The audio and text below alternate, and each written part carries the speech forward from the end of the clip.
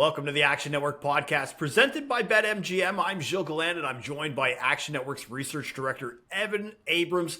He's going to join me each and every week, and we're going to dive into all the Sunday NFL action, who covered, where the totals went. And we're also going to hear from Brandon Anderson on what he's seeing for week 2 with his Hot Read segment. And then at the end of the show, we're also going to check in with Vegas insiders Patrick Everson. He's got boots on the ground in Las Vegas. He'll give us some insight on how Sportsbook did this NFL Sunday. But first, really low scoring start here, Evan.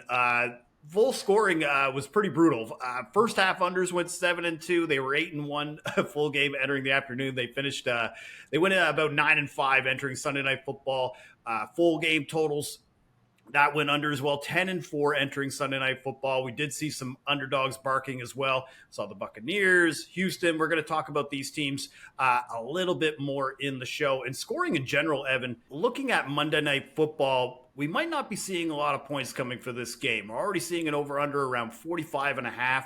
Bills are around -2 favorites. Last year's matchups really only finished around 20-17 for Buffalo, or for the Jets, 20-12 for Buffalo. They both won each game. And the Bills' offense pretty stagnant last year in those matchups. Low scoring outputs, low passing yards for Allen. What are you making of Monday Night Football? Are you looking at any picks? How do you think this game will play out? Yeah, so opening like 48 down to 45. So not only have we seen like no scoring in the games early on in the season, but this total is also dropping. And looking right now, we're recording this on Sunday night. So Sunday night halftime, it's 26-0 Cowboys. So, no scoring from one team. One team got 2 defensive touchdowns, basically. So, I'm looking at it that way. And then when you come to an actual pick, I told you this earlier. I'm going to have a little fun with this, since we're going to be doing this every Sunday night for Monday Night Football. And you're doing something for the Action Network called the 180 Challenge. That's right. I was going to copy you. And I was going to go with a player first touchdown, anytime touchdown, around 18-1 each week, and hopefully we can hit a few this year. So my first one is going to be a Bills tight end, and obviously they added Kincaid, but I think he's going to get more targets and catches, and even yards. But I think when it comes to touchdowns, I like Dawson Knox, and I think this actually might be someone, you like as well. So we're looking about 18-1 for Knox for first touchdown. He was third in red zone targets last year. He's also Josh's man, so I don't mind it, and we're going to take a flyer there. Yeah, the rule of thumb with Knox is you always want to kind of bet on him when he's over plus 200. Last year, he had 9 games where he had odds for anytime touchdown odds over plus 200. He scored in 6 of them. So for me, with Knox having 15 touchdowns over the last 2 years, I think this is still pretty good value. On the Jets side, it's still a bit of a wait-and-see kind of thing with Rodgers at quarterback. The offensive line still isn't great.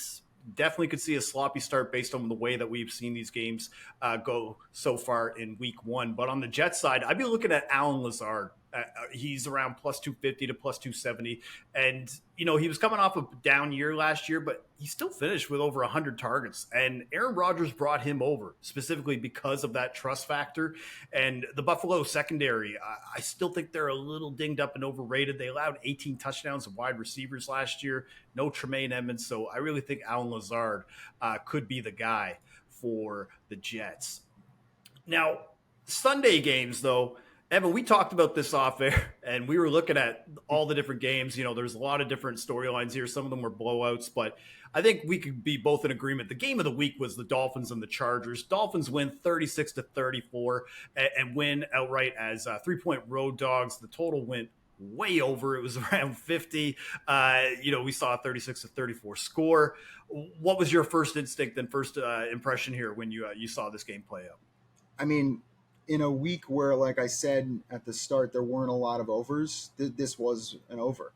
This was an offensive explosion on Miami's side. If you look at Tua and Tyreek, Tua on pace for like 8,000 yards, Tyreek on pace for 3,600 yards. He talked about 2,000. Well, this was like 4th most passing yards in a week 1 for Tua, 3rd most receiving yards in a week 1 for Tyreek Hill. So both exploded on a Charger defense. And honestly, overall, I think it was an okay game for both teams. I don't think I downgrade either team going forward.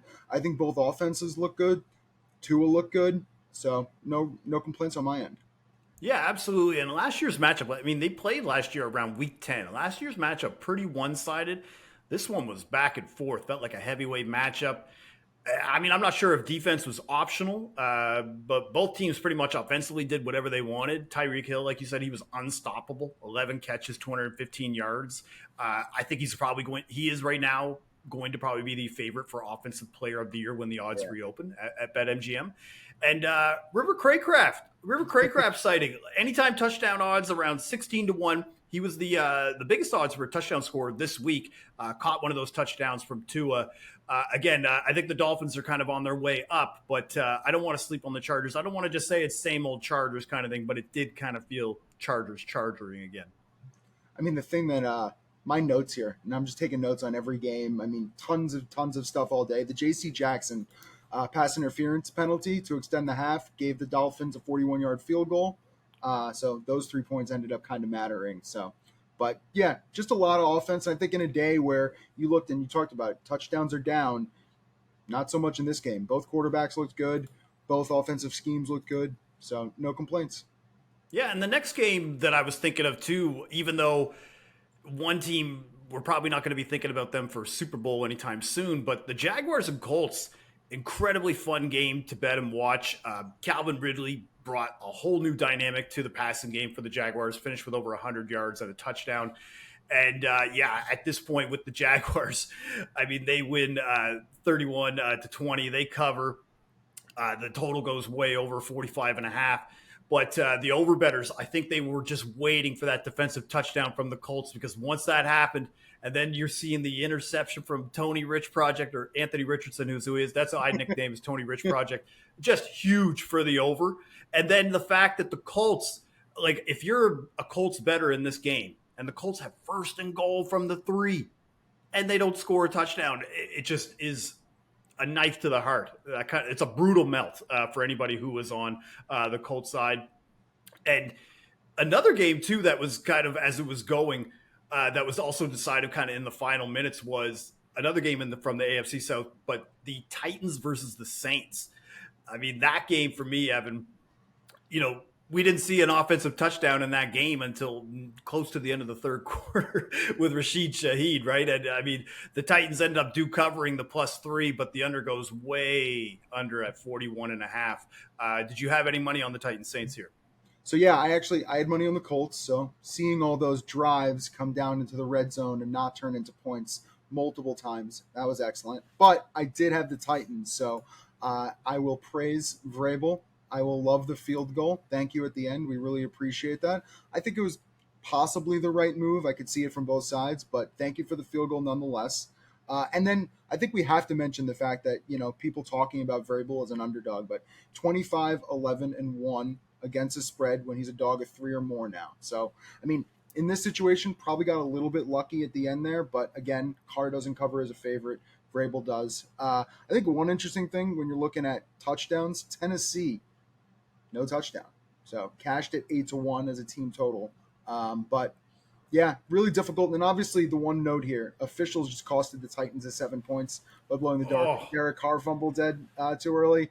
I thought we learned about this, but what a chaotic play. And obviously 1 point finish at the end, but unbelievable. Yeah, I mean, the Titans pretty much did whatever they could to give the Saints this game, specifically Ryan Tannehill. I mean, 3 interceptions. But also I want to give the Saints defense a little credit just because they did not allow a touchdown. They sacked them 3 times. They were they only allowed 2 third down conversions the entire game from the Titans. Derrick Henry finished with 56 yards. And again, Derek Carr, he threw the ball way out. Normally when he does that, it's usually him costing the Raiders a cover when he was with the Raiders. This time he's doing the Lord's work and covering for the Titans bettors here. So I just found that to be hilarious. And then Rashid Shaheed, I was almost kind of wondering if Derek Carr was cooked a little bit in this game too, but Rashid Shaheed, again, cashes an anytime touchdown at +350, 25-1 for first touchdown. So those are some of the most notable parts of those 2 games. Now, Evan, our memories are made when you're there for live NFL action. And when you need tickets, our friends at Ticketmaster have got you covered. As the official marketplace of the NFL, Ticketmaster gives you more ways to find your perfect seat. Their interactive seat map gives you 360-degree previews of your section to make sure you have the best view of those pivotal plays. And if your plans change, Ticketmaster gives you more flexibility to sell or transfer your tickets. Plus, mobile tickets make getting in on the game day a breeze, and you can even find or customize your Ticketmaster app to rep your team's colors. Find tickets today at Ticketmaster.com/NFL. And we're bringing back the hot read from last season, so it's time to hear from Brandon Anderson, and this is one of his specialties, Evan. So, Brandon, what do you have for us for early Week 2 lines?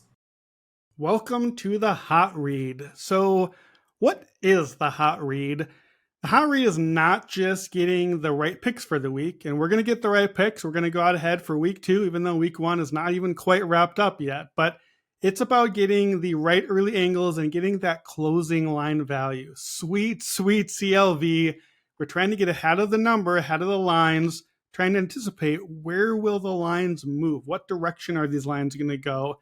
If we can get that CLV and be ahead of the market and be moving the right direction the market is, over time, that is a good way to win as a bettor. So what lines will be moving and why? Why are the lines where they're at Sunday night as they reopen and where are they headed? So for my first pick for Week 2, we're going to go with a classic example of a hot read here. I'm going to take the Seattle Seahawks plus 5.5 on the road at the Detroit Lions. So first of all, first thing I notice here, 5.5, as we know, no man's land. That number is not going to stay at 5.5. We know this. Numbers don't sit there. They sit there for a while. This is the book saying, you know what? Why don't you decide? Why don't you guys decide where is this number going to go? Is it going to go up? Is it going to go down? And we already have a good hint where it's going to go because Sunday morning, before Seattle went out and laid an egg, this line was -3 for Detroit, maybe 3.5 at some books. And before Thursday, when Detroit went out and beat the defending champion Chiefs, this line was 2.5 for Detroit. So what's happened? Well, the Lions played Thursday night. We all watched that game. It's the opener. The Lions won, so we nudged the line up a little bit. Then the Seahawks were terrible, absolutely terrible against the Rams at home, so the line moved again. But dig a little deeper there. Look, the Seahawks game, I don't have a lot of positive takeaways from that one. They were pretty bad. They're awful on both sides. The Rams really got them. The Lions, credit for the win against the Chiefs, but they needed a Brian Branch pick 6 off of a deflection. They needed a terrible game from Kadarius Toney. Really, the Chiefs were the better team. They still get the win, but it's not necessarily a win that moves the needle on how do I think about the Lions as a team. So overall, I think these teams are still pretty similar. I think this is a pretty even matchup. The Lions are not necessarily a huge home field advantage. So we got two pretty good offenses, two subpar defenses.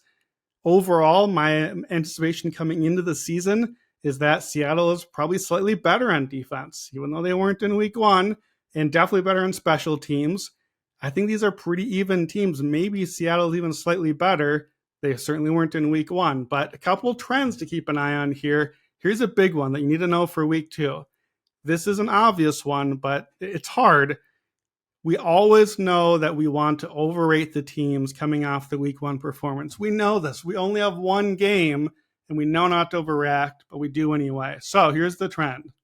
In Week 2, teams like the Seahawks that lost by double digits or more, when they're playing a team that's not that, so someone that didn't lose by double digits, any other result, like the Lions here, since 2012, those teams are 36, 18, and 3 against the spread in Week 2. So 67% cover rate. And if you're on the road like Seattle, 24 and 1, 83% cover rate for teams like the Seahawks.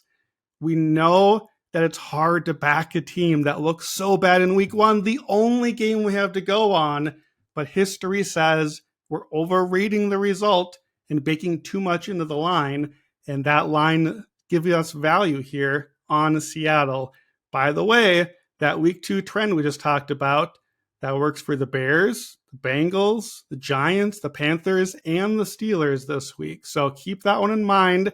Those are all teams to be thinking about. Well, they looked pretty terrible in Week 1, but maybe not in Week 2. Additionally, Pete Carroll thrives in this spot. Off of a loss, 61% ATS lifetime. As an underdog, 60% ATS. This is just too many points. We're playing not just Seattle, we're playing the number. We're playing that 5.5 to come down. I think it probably gets down to 4. I wouldn't even be shocked if it gets closer to 3 by kickoff. So last season, Geno Smith shredded this Lions defense. 48 points with Seattle, 320 yards and 2 touchdowns for him. Detroit scored 2. We might get a shootout, but I think Seattle keeps it close, and I'll take the Seahawks plus 5.5. And for my second pick for the Week 2 hot read, I'm going to stay in that opening game. We saw the Lions get the win. Who lost? Give me the Chiefs, minus 2.5 at Jacksonville. Now, this is not a line that's going to move a lot, but it's all about that key number. We know the 3. We know how important that is. Right now, I get Patrick Mahomes under 3 points. I don't have a lot of rules in life, but if I get Pat under 3, I'm usually going to take it, and I'm taking this one. When Patrick Mahomes is either favored by 3 or less or an underdog for his career, counting the playoffs, 19-6-1 against the spread, 76%. If you get Pat by 3 or less, you just take him. That's it. It's not that hard of a read. And Patrick Mahomes off of a loss, 13-3 straight up. He does not lose 2 games in a row. And in those 13 wins, average win, 15 points a game. He is not screwing around. Every single win by 3 or more covering this line. So we know the Chiefs didn't look good in week 1. What did we see? Well, we saw a team that has new tackles. That took a little time to get used to it, but 1 game helps there. We saw no Travis Kelce, but he was questionable. We think maybe he might play in this one. If he does, that's going to move the line again toward Kansas City. We saw these teams play last year, twice, in fact. In the regular season, the Chiefs went up 20-0. They were crushing. Patrick Mahomes averaged about 0.6 EPA per play for the game, shredding the defense. So that was an easy win. In the playoffs, it was closer, kind of.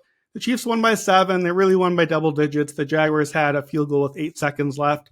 If you remember, that's the game Mahomes got hurt, missed some time, and the Chiefs still really just kind of coasted to victory. So last year, Kansas City had the number 1 passing DVOA offense. They did not in week 1, but we trust Patrick Mahomes. We're going to trust 5 years of data, not 1 week, 1 game of data. And the Jaguars last year, 30th in passing defense. So this is just a matchup. They didn't really make the pass defense much better. Jacksonville wasn't really tested by the Colts this week. Anthony Richardson, the rookie. So we don't really know if their pass defense improved a lot. And don't forget, Jacksonville trailed Indianapolis, rookie quarterback debut with 5 minutes left. And Lawrence wasn't even that great by some of the advanced metrics. So give me the Chiefs. I just think it's a much better team. I know we don't have Chris Jones in all likelihood. We may not have Travis Kelce. I like it anyway. I'll like it at 3 anyway. But if I'm getting it under the key number at 2.5, I'm definitely grabbing this one. Keep it easy. Give me Mahomes at 2.5. Give me the Chiefs. I think this gets at least to 3 easily because everyone else wants the Chiefs and Mahomes too. And it probably gets past 3 if Kelce comes back too. I'm Brandon Anderson. This is the Week 2 Hot Read, and let's get some wins. All right, Evan, let's look at more of the games here. Now, there were some pretty heavyweight matchups here in week 1, but a lot of these games were duds. You know, Bengals, Browns, 49ers, Steelers, Eagles, Patriots, maybe to a lesser extent, depending on what side you were. Let's start with Bengals, Browns. Browns, just defensive show for them. 24-3 win as outright dogs. The under also coming in at 46.5. Evan, this was a total slog, man. 82 yards passing combined at half. This was the lowest passing yards in a game for Joe Burrow in his career. He finished with 87 passing yards. The Browns defense, pretty tough all game, especially I think the weather really assisted them on that front. You know, the Bengals only finished with 6 first downs total, especially like just to put that in context, like they averaged 22 per game last year. That was 5th in the NFL, so it's a significant drop. But I'm not really willing to give too much credit here to the Browns offense. Deshaun Watson, to me, still looked pretty much what we saw last year. I mean, I don't really have a better word to say. He looked awful. He might have had the worst interception I've seen since Nathan Peterman. Like that throw over the middle was just like, what are you doing? Like, how is your contract fully guaranteed? But he did run for a touchdown. just too much conservative play calling right now with the Browns. The yards per completion were around 5.6. I'm just not sure if the Browns could be successful being this conservative and banking on their defense like that. And to be honest, Evan, like I'll say this, the Bengals, they kind of threw in the white towel on this one. I knew this game was over when Burrow got sacked on 4th and 4 from his own 35. There was 10 minutes to go. You kind of knew that was coming here. Did you? Yeah, when he didn't have it, he didn't have it. They pulled him. I think you said most of it here. I don't think I need to repeat much. This was just an awful game to watch. But I think moving forward, it's weird to say, but Cleveland won the game. But I'm still more worried about Deshaun Watson than I am Joe Burrow, even in the loss. Like Cincinnati next week against Baltimore, I believe it's like a 3-point spread. I think that's intriguing, assuming, the bounce back. And Burrow's always struggled with Cleveland, going 1-5 straight up. It's 28-15-1 straight up against all other teams. And, even against AFC North, 8-9 straight up for Burrow, 21-11-1 against other divisions. So he also always gets played close here. I think the one fear on my end, and the note I took, Conklin got hurt for the Browns. So obviously that hurts going forward. They're at Pittsburgh on Monday Night Football. So that's intriguing. Fun bet that did cash. Cincinnati, no touchdown in the entire game, 22-1 on their side. So just, out of the mix, Burrow didn't look good, didn't get any of the receivers involved. Like T. Higgins had, no catches early. So I think they'll get back on track. But I think the Browns have a serious issue. And Watson hasn't looked good almost in any game. And this, rushing touchdown and then, the slop out there to get the win. Good win, but didn't look good to me.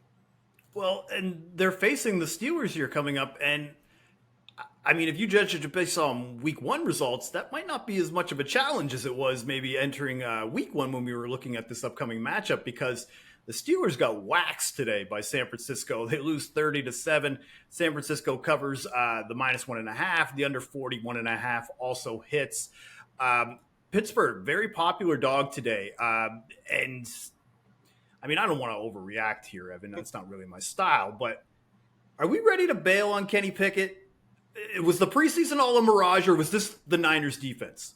I mean, listen, I think the preseason was much more hyped, obviously, and that always happens. Forget the preseason. I mean, every single year, the darling of the preseason, which seemed like Pickett, just ignore it. It just doesn't matter. But I do think there's an opportunity potentially next week. I kind of like Pittsburgh.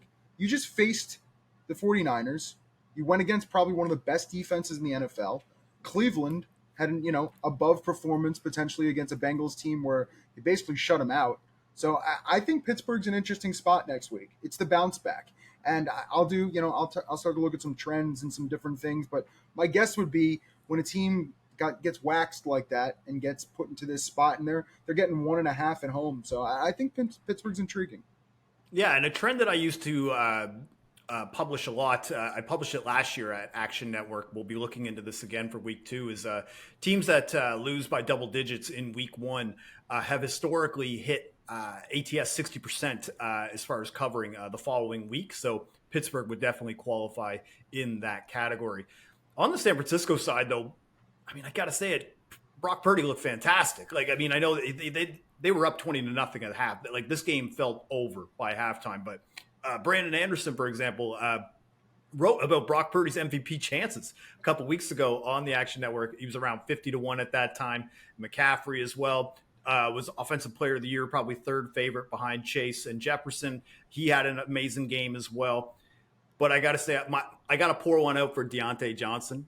I don't know if this guy can catch a break. Like, he went the entire year last year, didn't catch a touchdown, had over 100 targets. He was the only player last year who had over 100 targets, didn't catch a touchdown. And then in the second quarter, he pulls his hamstring, and he's probably going to be out for a few weeks at least. So the touchdown streak will continue for the time being.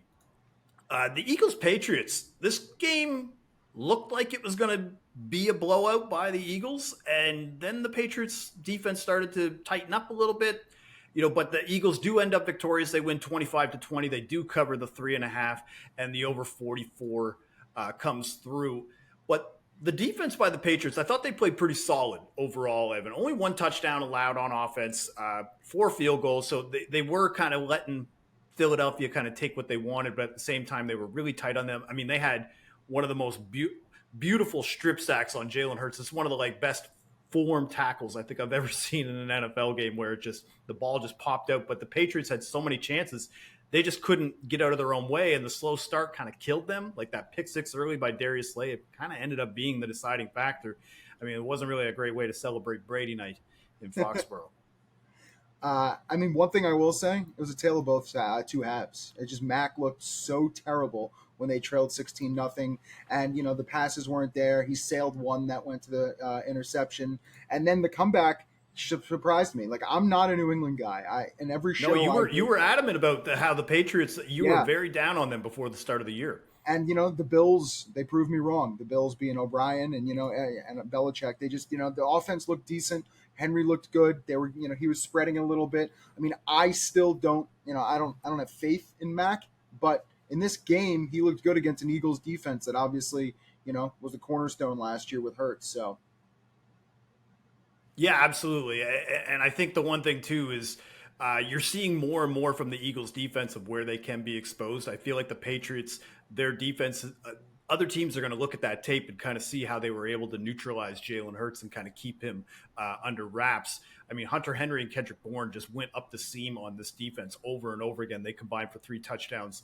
But yeah, even at the end of the game, like that fumble by Jalen Hurts, they get cute and go for it on 4th down, and they don't get it, turn it over again. They gave the Pats plenty of chances. So I'm maybe not as down on the Patriots as you are, but I think I think they let one go against the Eagles. But I think it was impressive. Like, both guards were out. We saw that announcement before kickoff, and the Patriots were still in the game. So, I mean, there's definitely more upside than I think I thought initially. And you had the Zeke fumble. I mean, a lot of things did end up going wrong. So, I mean, I think the Patriots definitely should have covered. So, it's a positive thing for them. One final game that I found pretty fun just because of the irony was the Buccaneers and the Vikings. The Buccaneers coming out with a win. They cover the -4. The under also comes through. Or pardon me, they cover the +4, and the under also hits at 44.5. And the reason why I found this game so amusing, Evan, is the Vikings finally lose a 1-score game. This is the case of the Vikings getting Vikinged. You know what I mean? They outpaced the Bucs in passing yards, total first downs, 3rd down efficiency. Didn't matter because they just had some dumb turnovers. Kirk Cousins got stripped twice, throws an interception. And if you look at the rushing attack for the Vikings in this game, now you can give credit to Vita Vea and the defensive line being able to hold Alexander Madison in check. But I know the Vikings didn't want to pay Dalvin Cook, but Madison didn't really do them any favors either. He was around 3 yards per carry. They only rushed for 2 first downs the entire game. I really think that was the difference, and you really saw that in the 4th quarter when the Vikings just couldn't convert a 3rd down. Yeah, I mean, the one thing I noted was the line movement. It got all the way down to 4. Everyone was telling themselves, okay, it's time to buy Minnesota. This is probably the best value you're going to get on the line. You got to go in at this point, and they looked terrible. They did almost nothing in the offseason to get better on defense, and I think they got exposed here. One fun fact that I wrote down, and I was curious your thoughts. So I ended up betting Godwin and Evans both to score touchdowns today. Mm-hmm. And obviously Evans gets in the end zone, Godwin doesn't. I said to myself, if I do that every single week, I feel like I might turn a profit at some point if you get plus money. I feel like Baker's going to go to both of them often as he did today. And Evans seemed to be his more favorite of targets, but I kind of feel like Baker's going to be tossing it. And I think, Tampa's going to be in some high scoring games potentially. So it was just one note I had. I think it's a bit of column A, column B. I think the Vikings defense probably let Baker look a little bit better than maybe they were used to. But also at the same time, if you look at the type of wide receivers that he's had in his career, these are easily the 2 best wide receivers that he's ever had. And I mean, nothing against, Amari Cooper, let's just be real. These are the best that he's had so far. So the fact that he has that, I think that forgives him a little bit in that spot. But you're right, especially when you're getting those guys around plus 200 to plus 220, because normally those guys, when they were having Tom Brady as their quarterback, they'd be around plus 110, plus 120 to convert an anytime touchdown. Yeah. You put Baker at quarterback, you're getting way more value, especially against a Vikings defense on the road. All right, Evan, we got 6 games here at the bottom of the barrel. These are the games that we're happy that football's back. We'll watch it, but at the same time, it's a bunch of meh. Like, that's kind of how I felt. We'll start off with the Panthers Falcons here, and Panthers Falcons win 24-10. They cover the 3.5 fairly easy. Game goes easily under. I mean, Bijan looked great, but Tyler Algier is the man. Like, he ran for 2 touchdowns. And honestly, the Panthers, from what we saw in the preseason, they kind of looked how we thought. And the Falcons did what they were supposed to do. They ran the ball a lot. They ran it efficiently. And number 1 picks now, 0-14-1 straight up in their last 15 games, 1-14 against the spread since 2003. I mean, we got to go back to Derek Carr's brother, David Carr, for the last one in 2002. I don't know how much you can say about this game aside from, I think many people got it right. I think everyone liked Atlanta. Atlanta's offense looked decent. Kyle Pitts didn't get enough targets. We're back to reality. We're back to everything we've been wanting. And I think the monster of Algier and Bijan's going to be great. I think, I have Bijan in fantasy. I think he's going to get his touchdowns. I think they're going to split it a lot. You mentioned the number 1 pick stat. Reich now 0-5-1 straight up in ATS in week 1, so not great there. And that's it. I think the interesting thing, Atlanta being a dog next week against Green Bay, so at home. So getting all right. It's only like a point and a half now, so we'll see how that goes. Well, and speaking of the people getting it right, I'm not sure if the majority of people who were thinking about the Houston Texans renaissance were maybe on the same wavelength here, because Baltimore just took care of business. They win 25-9. They cover the 9.5 or they cover the 10, depending on what you had. The under goes under 43.5, hits fairly easily. Honestly, it wouldn't be a Ravens game without a running back injury and a random running back touchdown scored.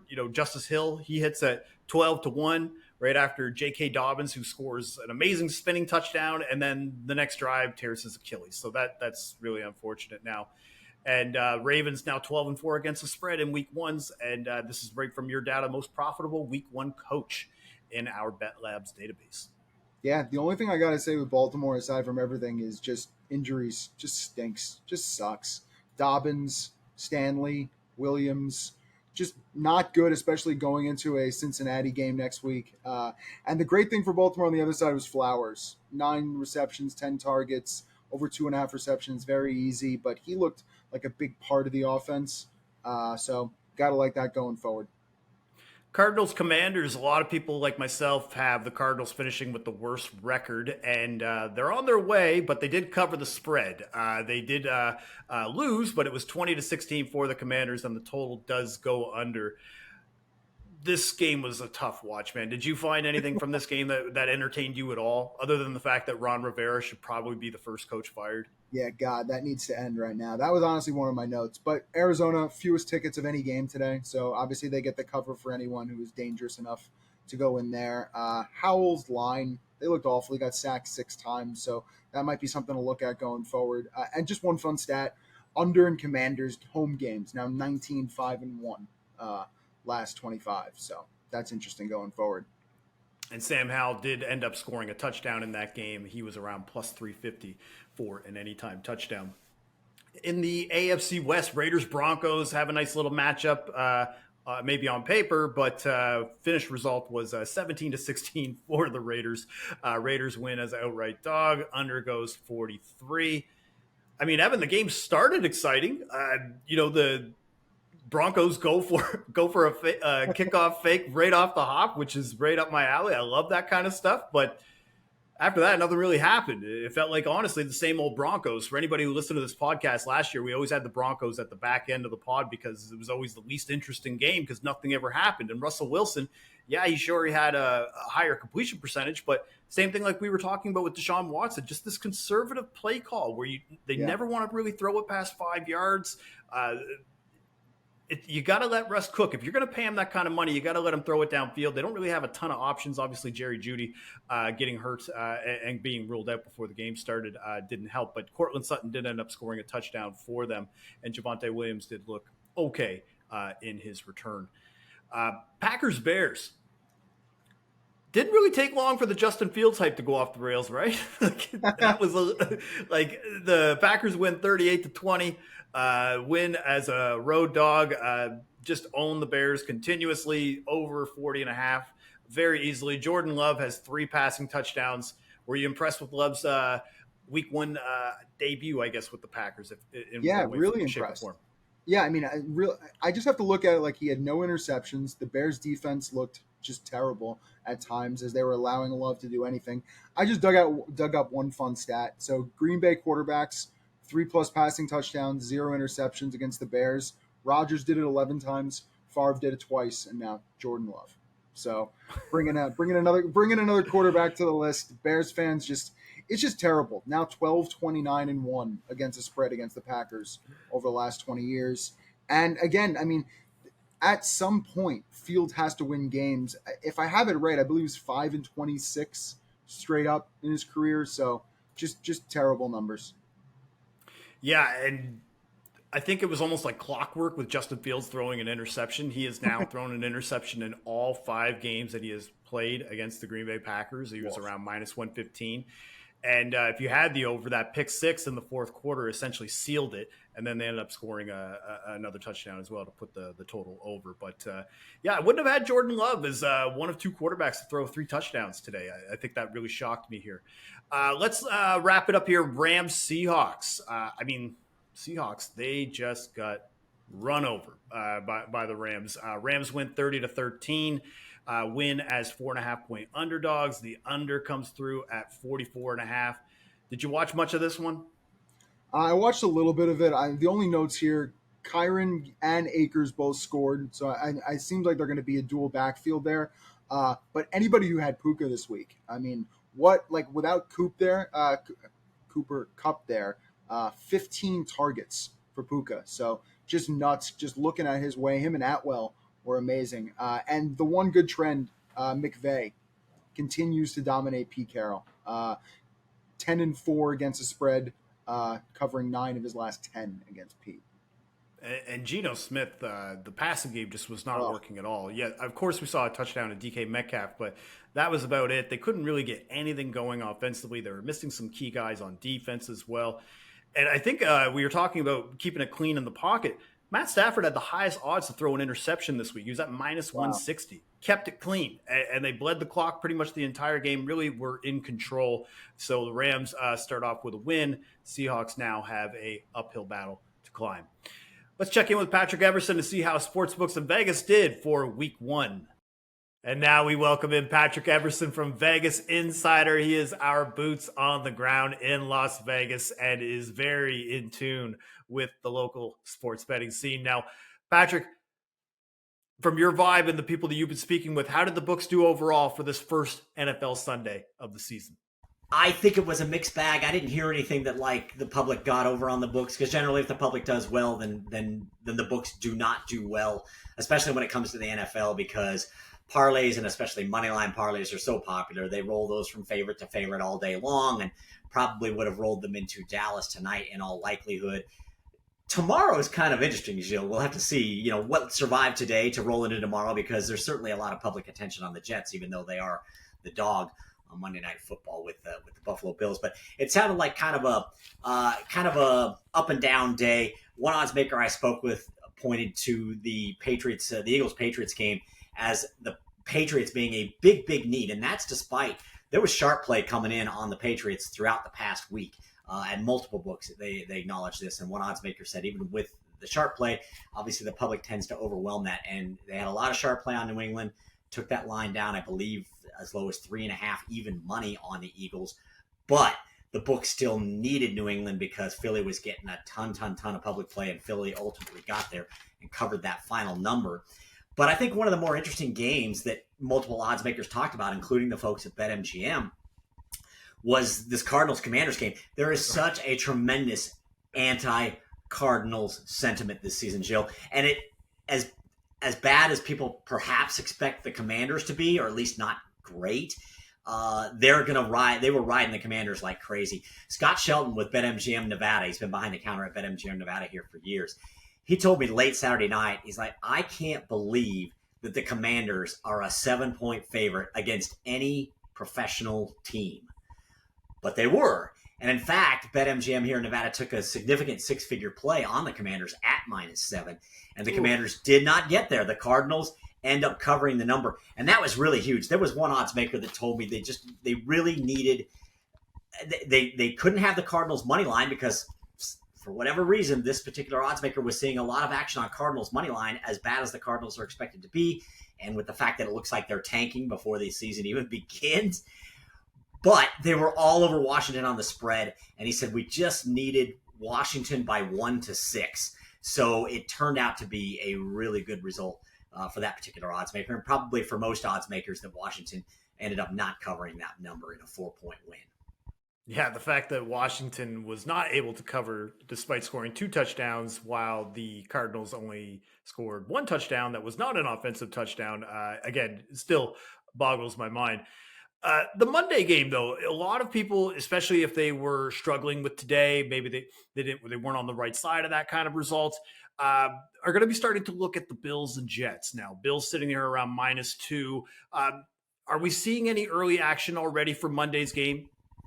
Oh, definitely. And mainly because it's such a, I mean, Monday Night Football is always going to be popular, but this is at another level. You've got Aaron Rodgers joining his new team. They were on Hard Knocks, which obviously is going to generate a betting boost, usually for the participant in Hard Knocks. It had that effect last year on the Detroit Lions. So there's definitely activity on this game. It's going to get a lot heavier over the course of the day Monday, but from BetMGM earlier Sunday, well in advance of kickoff on this game, the lean was actually toward the Bills, about 2-1 tickets and about 60% of money on the Bills on the spread, helping take that number from -1.5 to -2.5. And I know from talking from some odds makers, and perhaps to reiterate with people listening and watching, these numbers have been bet into. These lines have been bet into for months. Some of these games have been up since May, depending on the book you're checking at. But they've certainly been up since May at BetMGM.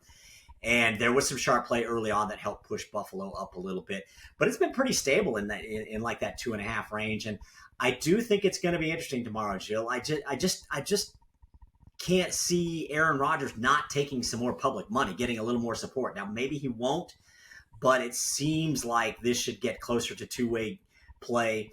And I wouldn't be surprised, in fact, in looking at BetMGM's numbers from earlier Sunday as we speak to you, they were playing the Jets a little bit more than the Bills on the money line. So they're liking that plus money on the Jets with Aaron Rodgers, and maybe that's the direction they'll decide to go. Maybe it's going to be a case where, and this isn't unusual, as I'm sure you and everybody else knows who listens to you, they might be in a position where they would love just a really slim Bills win and a Jets cover to knock out the Bills spread liability and any of the Jets money line liability. Yeah, and it seems like with this kind of game, from a public standpoint, Buffalo has always been a very public team, especially since Josh Allen has been quarterback. But when you've got that Hard Knocks team on the other side and Aaron Rodgers, I'm with you. It feels like the tickets and handle will probably end up being split with probably pros going more on the Buffalo side. Early look at week 2, Patrick. Any game next week that's already seeing early line movement, sharp action, anything that we can look at already for week 2? Yeah, definitely. I talked with one odds maker this evening, Sunday night, as I speak to you, and there's definitely already some activity, some interesting, really kind of changes from last week's look-ahead lines. And I think the most interesting one is with the Kansas City Chiefs, since they lost at home in week 1 to the Detroit Lions. So that one's interesting, and I'm going back to my comments on this right now. And what happened there was they had the Chiefs -3 on the look-ahead line against Jacksonville. This is Chiefs at Jacksonville. So it's a rematch of an AFC divisional round playoff game last year that the Chiefs won, but the Jags covered. So the Chiefs were 3 on the look-ahead line, and this odds maker said we reopened 2.5 Chiefs after KC's perceived struggles in the Thursday night game against Detroit. Now, obviously, you got to give the Lions some credit there, but they felt like the Chiefs struggled. Where this goes from here, obviously is going to depend to some degree on Travis Kelce, what his outlook is over the course of the next few days, the reports on him coming back. But what they felt, this odds maker felt, reopening at 3 on the road with the Chiefs, they thought that might have welcomed in too much of the sharp money right out of the gate. That said, they totally expect the public to load up on Kansas City as usual, especially, as I alluded to a moment ago, if there's positive news on Travis Kelce's health. And he's got more time to get well, too. Remember, the Chiefs were in the Thursday night game. Don't have to play again until Sunday, so they get a couple of extra days. All right. Well, Patrick, thank you again for joining me. We'll have you back next week. I'd love to get a little bit more of the pulse in Vegas. So that is Patrick Everson from Vegas Insider. Thank you.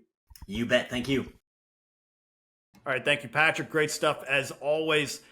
And now I want to thank everybody for listening to the Action Network podcast presented by BetMGM. Enjoy Monday Night Football and keep an eye out for all our NFL Week 2 podcasts right here on the Action Network.